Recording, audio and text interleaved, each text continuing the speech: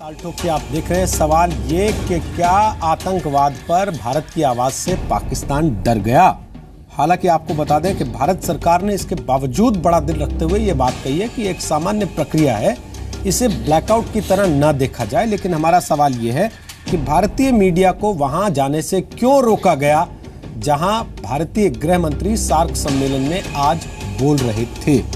Sambit Patra BJP से हमारे साथ हैं, जयवीर शेरगिल कांग्रेस से हमारे साथ हैं, शफकत सईद साहब कर्नल रिटायर्ड पाकिस्तान से हमारे साथ हैं और बीडी मिश्रा साहब रिटायर्ड ब्रिगेडियर हमारे साथ यहाँ नोएडा स्टूडियो से इस वक्त मौजूद हैं।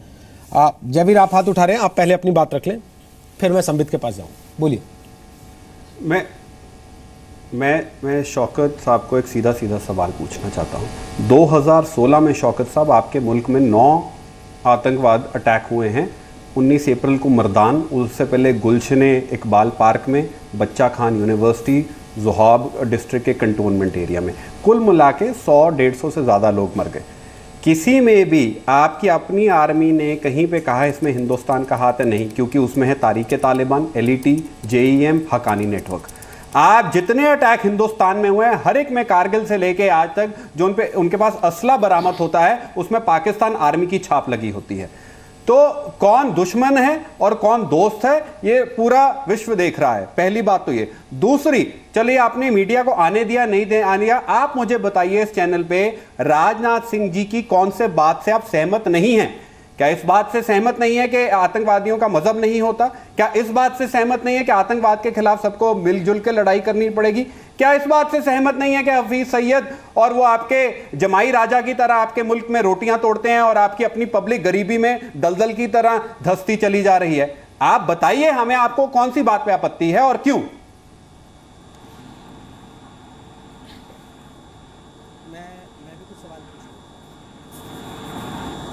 शफकत सईद सो गए क्या?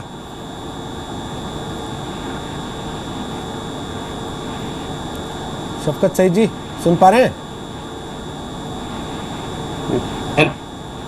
जी आप इससे सवाल पूछा जयवीर शेरगिल। जयवीर शेरगिल ने आपसे सवाल पूछा। ये प्लीज दोहरा दे अपना सवाल और उससे पहले ऑडियो थोड़ा इंप्रूव कीजिए, आपकी आवाज कट के आ रही है।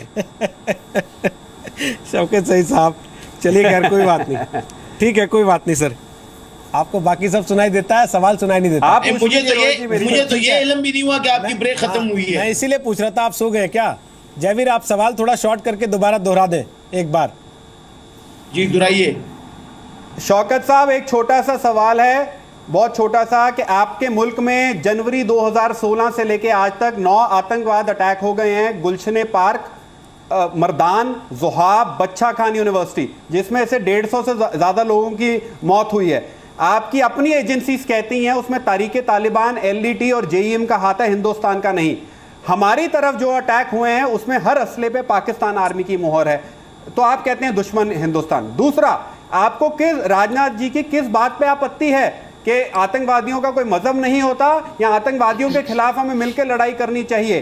कौन सी बात आपको चुभ गई जो आपको ब्रॉडकास्ट या टेलीकास्ट या इंडियन मीडिया को आने से मना करना पड़ा? आप हमारे चैनल और हमारे दर्शकों को बताइए।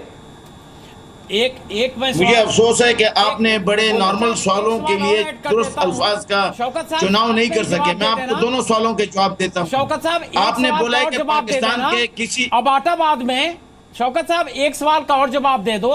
अबाटाबाद में उसामा बिन लादेन की यादगार में एक आप यूनिवर्सिटी ऑफ टेररिज्म खोल दो और उसमें एक चेयर स्थापित कर दो, एक चेयर बना दो, एंटी इंडिया कैंपेन। आपका बड़ा अच्छा, बहुत अच्छा व्यापार चलेगा।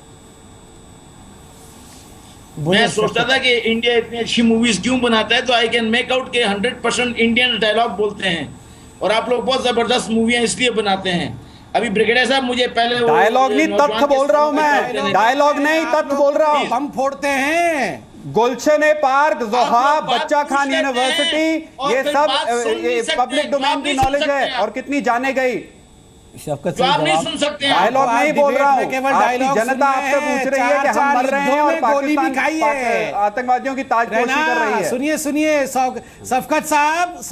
शफकत साहब, ये डिबेट में डायलॉग भी सुनते हैं और जब हिंदुस्तानी जंगे मैदान पे उतरते हैं तो ऐसी गोली मारते हैं कि 4 युद्धों में आपने मुंह की खाई हुई है, वो भी मत भूलिए। और फिर हमारी ही पिक्चरें देखते हैं।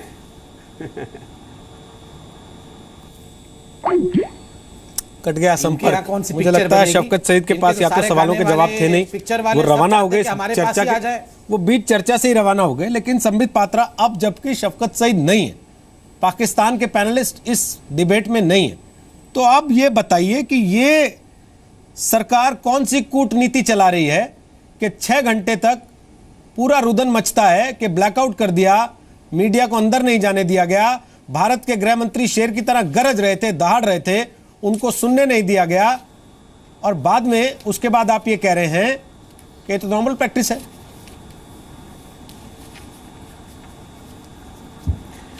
रोहित जी, मैं आपको सच बताऊं तो जब तक डिबेट में मैं बैठा था, इस प्रकार के किसी भी रिलीज को मैंने देखा नहीं, और जो मैंने सुना स्मिता जी को बोलते हुए, उन्होंने कहा ऑफ द रिकॉर्ड ऐसा एक बयान आया है। देखिए, ऑफ द रिकॉर्ड बयान पे मैं अभी कमेंट नहीं करना चाहूँगा, मैं पहले पूरे उस बयान को देखूंगा, अगर वो रिलीज होता है कि क्या नॉर्मल प्रोसीजर्स है क्या नहीं है। बट कीपिंग दैट असाइड, ये शौकत साहब फिर से खिड़की से झांक रहे हैं, देखिए कहीं नहीं गए थे, ये बहुत बदमाश है, ये जाएंगे नहीं, ये यही रहेंगे आसपास। इसलिए अभी आप फिर अपनी हम बात उसी मोड रखें, में आ जाते हैं। आप अपनी बात पाकिस्तान को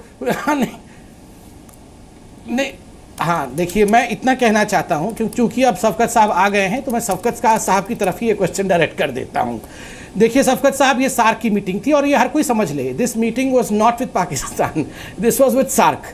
और जब सार्क की मीटिंग होती है, सबसे बड़ी बात यह है कि आप ही के सरजमीन पे सार्क की मीटिंग होते हुए पहली बार 3 देश आपके खिलाफ इकट्ठे हुए।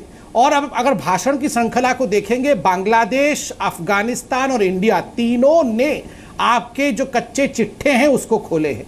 बांग्लादेश ने बिल्कुल खुल के कहा है, जो पहले भी उन्होंने कहा था ढाका अटैक के पश्चात, कि आईएसआई अब खुले तौर पे बांग्लादेश में आतंकवाद नेटवर्क फैला रहा है। अफगानिस्तान के खुद प्रेसिडेंट जियो टीवी को इंटरव्यू देते हुए उन्होंने बड़े स्पष्ट शब्द में जिस प्रकार से पाकिस्तान को फटकारा है, आज तक नहीं हुआ। आपको जान के आश्चर्य होगा शौकत साहब, अगर सुन रहे हैं आप, तो अफगानिस्तान के प्रेसिडेंट ने कहा कि मैं बता दूंगा, मुझसे पूछिए, ask me the address of तालिबानी terrorist and I will tell them their addresses in Pakistan. Mulla Masood Pakistan के पासपोर्ट पे ट्रैवल कर रहा है, ये खुद अफगानिस्तान के प्रेसिडेंट ने कहा है। तो स्वाभाविक रूप से चौतरफा रूप से जब ये घिर गए हैं, इनके पास एक मौका था। कम देखिए पाकिस्तान का हाल आज कैसा है, मैं बताऊं रोहित जी, कि ये अब दिखावा भी नहीं कर सकते हैं, क्योंकि जब पूरे विश्व की कैमरा इनके कंट्री को देख रही थी कि आखिरकार आतंकवाद पे पाकिस्तान का रुख क्या रहेगा, 3 देश इनके खिलाफ बोलने वाले हैं, वैसे में इन्होंने एक्टिंग तक भी नहीं कर पाए। सैयद सलाउद्दीन और हाफिज सईद जैसे लोगों को इन्होंने डायस संभालने दिया। They were literally managing the whole country. पूरे देश को उस समय ये मैनेज कर रहे थे आतंकवादी, जिनके सर पे यूएस और यूएन की बाउंटी है, जिनके ऊपर रिवार्ड है, वो लोग पूरे पाकिस्तान को मैनेज कर रहे थे। और ये नवाज शरीफ, जिनके नाम पे केवल नाम मात्र का शरीफ लगा हुआ है, वो इनकी आवाज को इको कर रहे थे, आतंकवादियों की आवाज से आवाज मिलाकर बोल रहे थे। इससे बुरा क्या हो सकता है? अगर शौकत सईद किसी विंडो से सुन रहे हो तो मैं कहूंगा शौकत साहब, धिक्कार है आप लोगों पे। लेकिन एक चीज मैं आपसे पूछना चाहता हूं सर, इस प्रकरण के बाद भारत और पाकिस्तान क्या बेहतर संबंधों की दिशा में आगे बढ़ सकते हैं, आपको लगता है, या अब एक ठहराव आ गया है जहां पर कोई ना कोई एक बड़ा डिसीजन होना जरूरी है, वो चाहे अंतर्राष्ट्रीय मंच पर हो, कूटनीति के तौर पे, या किसी और रास्ते से? देखिए, जहां तक भारत और पाकिस्तान के रिलेशनशिप का सवाल है, 69 ईयर्स हो गए हैं। हमारा इंडिपेंडेंस के एक दिन पहले से उन्होंने अटैक करना शुरू किया था इंडिया पर, और ये चलता रहा, और ये चलता इसलिए रहेगा कि वहाँ के आर्मी का और कोई रोल ही नहीं रहता, कोई असमियत नहीं रहेगी अगर इंडिया और पाकिस्तान के बीच में रिलेशनशिप अच्छे होंगे। तो पाकिस्तान की आर्मी के इंटरेस्ट में नहीं है, और पाकिस्तान की आर्मी वहाँ पर इतनी स्ट्रांग है कि वो अपने इंटरेस्ट को कभी भी कम होने नहीं देंगे, और इसीलिए वो वहाँ के सिविलियंस को भी उकसाते हैं, और वहाँ पर जो इलेक्टेड गवर्नमेंट है उसके खिलाफ प्रदर्शन होते हैं। तो ये जो वेस्टर्न इंटरेस्ट है वहाँ की पाकिस्तान की आर्मी का, ये चलता रहेगा। लेकिन भारत इतना स्ट्रांग है और इतना स्ट्रांग होना चाहिए